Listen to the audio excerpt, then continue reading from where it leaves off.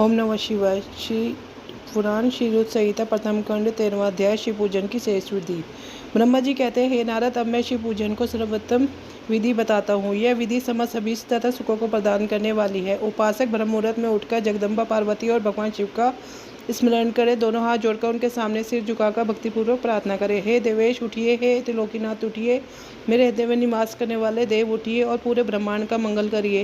हे प्रभु, मैं धर्म अधर्म को नहीं जानता हूँ, आपकी प्रेरणा से ही कार्य करता हूँ। फिर गुरु चरणों का ध्यान करते हुए कमरे से निकलकर शौच आदि से निवृत्त हो मिट्टी और जल से देह को शुद्ध करे, दोनों हाथों और पैरों को धोकर दातुन करे तथा 16 बार जल की अंजलियों से मुंह को धोए। यह कार्य सूर्यदेव से पूर्व ही करे। हे देवताओं और ऋषियों, षष्ठी प्रतिपदा, अमावस्या, नवमी और रविवार के दिन दातुन ना करें। नदी अथवा घर में समय से स्नान करें। मनुष्य को देश और काल के विरुद्ध स्नान नहीं करना चाहिए। रविवार, श्राद्ध, संक्रांति, ग्रहण, महादान और उपवास वाले दिन गर्म जल से स्नान ना करें। क्रम से वारों को देखकर ही तेल लगाए। जो मनुष्य नियम पूर्वक रोज तेल लगाता है, उसके लिए तेल लगाना किसी भी दिन दूषित नहीं है। सरसों के तेल को ग्रहण के दिन प्रयोग में ना लाए। इसके उपरांत स्नान पूर्व या उत्तर की और मुख करके करें। स्नान के उपरांत स्वच्छ अर्थात धुले हुए वस्त्र को धारण करें। दूसरों के पहने हुए अर्थात रात में सोते समय पहने हुए वस्त्रों को बिना धुले धारण ना करें। स्नान के बाद पितरों एवं देवताओं को प्रसन्न करने हेतु तर्पण करें।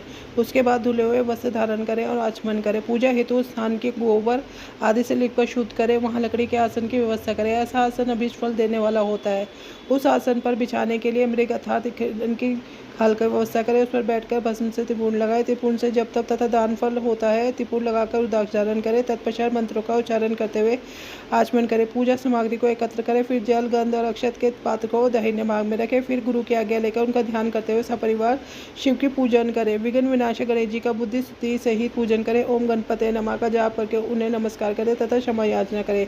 कार्तिकेय गणेश जी का एक साथ पूजन करें, उन्हें बारंबार नमस्कार करें। फिर द्वारपाल से लंबोदकर नामक द्वारपाल की पूजा करें। तत्पश्चात भगवती देवी की पूजा करें। चंदन, कुमकुम, धूप, दीप और नैवेद्य से शिव जी का पूजन करें। प्रेम पूर्वक नमस्कार करें। अपने घर में मिट्टी, सोना, चांदी, धातु तथा अन्य किसी वस्तु की शिव प्रतिमा बनाएं। भक्तिपूर्वक शिव जी की पूजा कर उन्हें नमस्कार करें। मिट्टी का शिवलिंग बनाकर विधि पूर्वक उसकी स्थापना करें तथा उसकी प्राण प्रतिष्ठा करें। घर में मंत्रोच्चारण करते हुए पूजा करनी चाहिए। पूजा उत्तर की ओर मुख करके करनी चाहिए। आसन पर बैठकर गुरु को नमस्कार करें। अर्घ्यपात्र से शिवलिंग पर जल चढ़ाए। शांत मन से पूर्ण दवनत होकर महादेव जी का आह्वान इस प्रकार करें।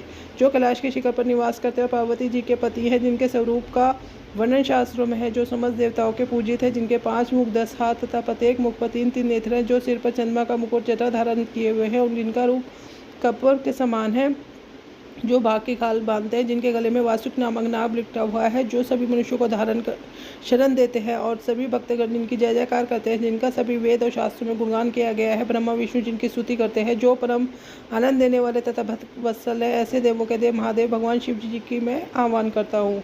इस प्रकार आह्वान करने के पश्चात उनका स्नान स्थापित करें। आसन के बाद शिव जी को पाद और अध्याय पंचामृत के द्रव्य तथा शिवलिंग को स्नान कराए तथा मंत्र सहित द्रव्य अर्पित करें। स्नान के पश्चात सुगंधित धन का लेप करें तथा सुगंधित जलधारा से उसका अभिषेक करें। फिर आचमन कर जल दे और वस्त्र अर्पित करें। मंत्र द्वारा भगवान शिव को तिल, जौ, गेहूँ, मूंग और उड़द अर्पित करें। पुष्प उड़ाए। शिव जी के प्रत्येक मुख पर कपाल, मल, शतपत्र, शंख पुष्प, धतूरा, मंदार, दौड़ पुष्प, तुलसीदास तथा बेलपत्र चढ़ाकर भरा भक्ति से महेश्वर की विशेष पूजा करें। बेलपत्र समर्पित करने से शिव जी की पूजा सफल होती है। तत्पश्चात सुगंधित, पूर्ण सुवासित तेल बड़े हर्ष के साथ भगवान शिव को अर्पित करें। गुगुल और गुड़ की धूप दे। घी का दीपक जलाए। प्रभु शंकर, हम आपको नमस्कार करते हैं। आप हृदय को स्वीकार करके मुझे रूप दीजिए, यश दीजिए और भोग व मोक्ष रूपी फल दीजिए। यह कहकर अतः अर्पित करें। नैवेद्य व तांबूल अर्पित करें। 5 व्यक्ति की आरती करें। 4 बार पैरों में और 2 बार नाभि के सामने, 1 बार मुख के सामने तथा संपूर्ण शरीर में 7 बार आरती दिखाएं। तत्पश्चात शिव जी की परिक्रमा करें। हे प्रभु शंकर, मैंने अज्ञान से अथवा जानबूझकर से जो पूजन किया है वह आपकी कृपा से सफल हो। हे भगवान, मेरे प्राण आप में लगे हैं, मेरा मन सदा आपके चिंतन में रहता है। हे गौरीनाथ, धूतनाथ, आप मुझ पर प्रसन्न होइए। प्रभु, जिनके पैर लड़कर आते हैं, आपका ही मात्र एक सहारा है। जिन्होंने कोई अपराध किया है, जिनके लिए आप ही शरणदाता हो, यह प्रार्थना कर पुष्पजलि अर्पित करें।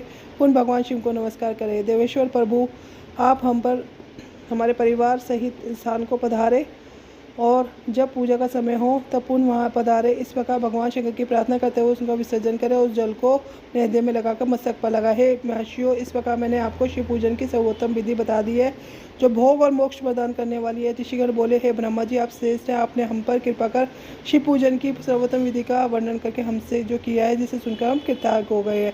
इसी के साथ शिव पुराण की ऋतु संहिता के प्रथम खंड का 13वां अध्याय पूर्ण होता है। ओम नमः शिवाय। ओम नमो पार्वती पते नमः। हर हर महादेव।